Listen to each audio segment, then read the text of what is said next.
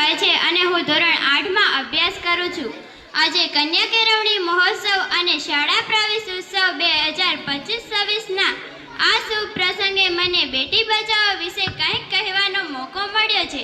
તેનો મને ખૂબ જ આનંદ છે. મિત્રો, આપણે સૌ જાણીએ છીએ દીકરી આપણા સમાજનું ઘરેણું છે. દીકરી વગર ઘર સૂનું લાગે અને સમાજ પણ અધૂરો છે. પહેલાના સમયમાં લોકો દીકરીઓને બોજ સમજતા હતા, પરંતુ આજે સમય બદલાયો છે. દીકરીઓ પણ દીકરાઓ જેટલી જ સક્ષમ બની છે. તેઓ દરેક ક્ષેત્રમાં આગળ વધી રહી છે. પછી તે શિક્ષણ હોય, રમતગમત હોય કે પછી અવકાશ વિજ્ઞાન હોય. આપણે બેટી બચાવો એટલે કે દીકરીઓને બચાવવાની, ભણાવવાની વાત શા માટે કરીએ છીએ?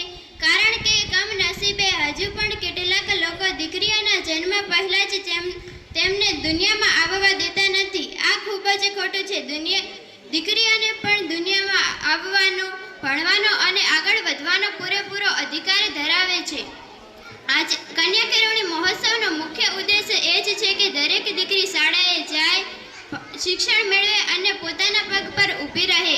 જ્યારે એક દીકરી ભણે છે ત્યારે પોતાનું જ નહીં પણ પોતાના પરિવારનું અને સમાજનું ભવિષ્ય ઉજ્જવળ બનાવે છે. શિક્ષિત દીકરી સ્વસ્થ સમાજનું નિર્માણ કરે છે. આજે જે નાની બહેનો શાળામાં પ્રવેશ કરી રહી છે તેમને જોઈ મને ખૂબ જ આનંદ થાય છે. આપણે તેમને ભણાવવા માટે પ્રોત્સાહિત કરવા જોઈએ અને પૂરો સહયોગ આપવો જોઈએ.